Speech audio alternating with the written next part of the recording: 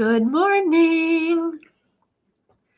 Today, our topic of the day is I'm a few weeks into my new teaching position and I'm getting some resistance. What do I do? Well, what do you do? Watch this to start with. Good morning. My name is Andrea Oram. If you're new around here, welcome. Let's connect. I'd love to talk with you and chat and get to know you and your situation a little bit. So say hi. You can't, but anyway, I am a music teacher. I mentor newer music teachers and I teach homeschool choirs, a lot of different classes and music lessons for a variety of different ages. So let's get into our topic of the day because I've been in this position a couple different times in my teaching experience and it can be a challenge. So let's dive in. I am not opposed to a challenge. But at this point, if you started mid-year, so it's January, right? So at this point, if you started mid-year, you are a few weeks into a new teaching position. Or if you're watching this in the future, you might be a few weeks into a new school year, like in September or October, something like that, right? So this is for you if that's the case, because this was me a couple different times. In my first job, I was starting mid-year like this. So at this point in the year, I was 3 or 4 weeks into my first teaching job, and I was still met with a lot of resistance from certain students and certain classes, depending on the context of that class and the makeup of students. And it was a real challenge for me. And if I would have known these 3 things, I think that it would have been a lot easier to deal with some of the things I was experiencing and help my students navigate this change. Okay.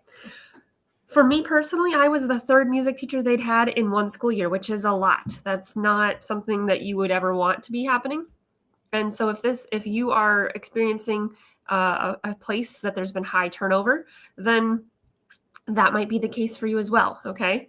Even if not, you might be following up someone who was very beloved or very well liked, and so it could be a hard change for the students.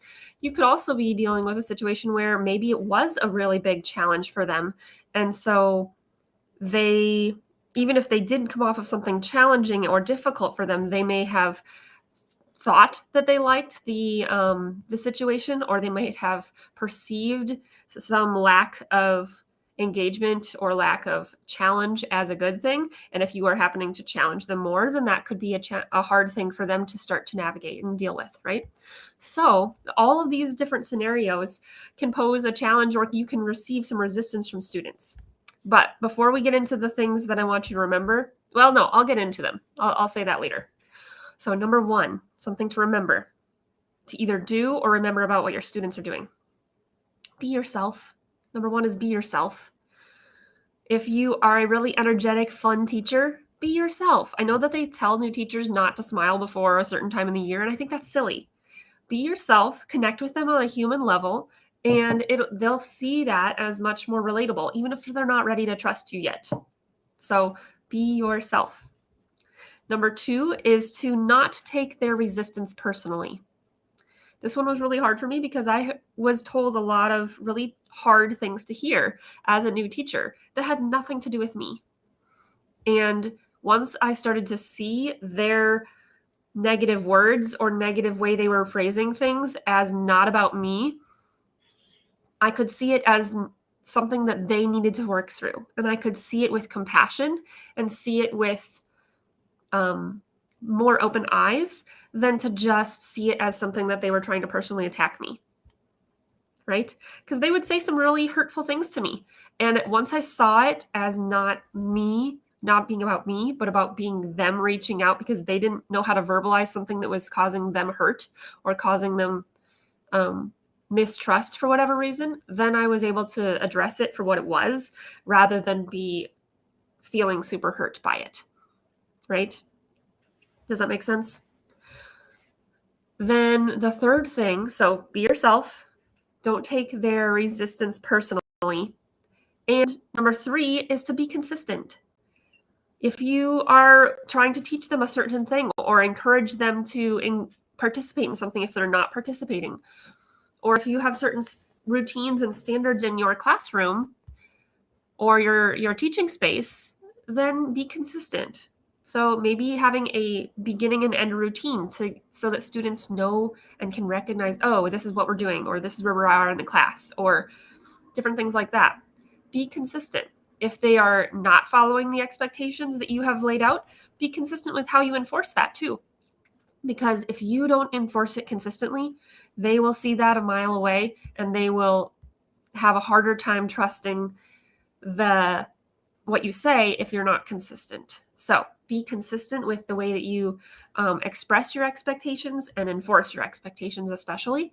And then I guess number 4, throw you in a number 4, is to have fun. Have fun.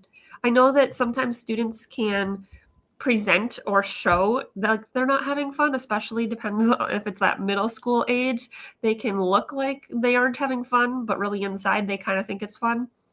So have fun, and they will come around. They will come around eventually. It may take a little more time than you were hoping, but they will come around, especially if you stick around. If you're consistent for them, they will eventually come around. All right. So if this was encouraging for you, if you are a newer teacher, I'm so glad. Let me know in the comments which one of these was most helpful for you to hear today. And if this was helpful and you're like, man, I would love to hear more about this stuff, you are helpful, Andrea. You can check out the Music Lover to Music Teacher group. There are all sorts of videos like this in the guide section, and videos more about how to actually address different skills and things that your students might be struggling with, or things that you might be struggling with in relation to classroom management, lesson planning, all sorts of things, rehearsal techniques, stuff like that. So go check that out. There's a huge library in the guide section, and we do different challenges and trainings. I do a giveaway every week, so it's a fun place to be, and it's just a very sweet community. So go check that out. And if you're already in the group, what are you waiting for? Engage with us, check in the guide section, and I look forward to connecting with you there. So have a great rest of your day, and I'll catch you tomorrow.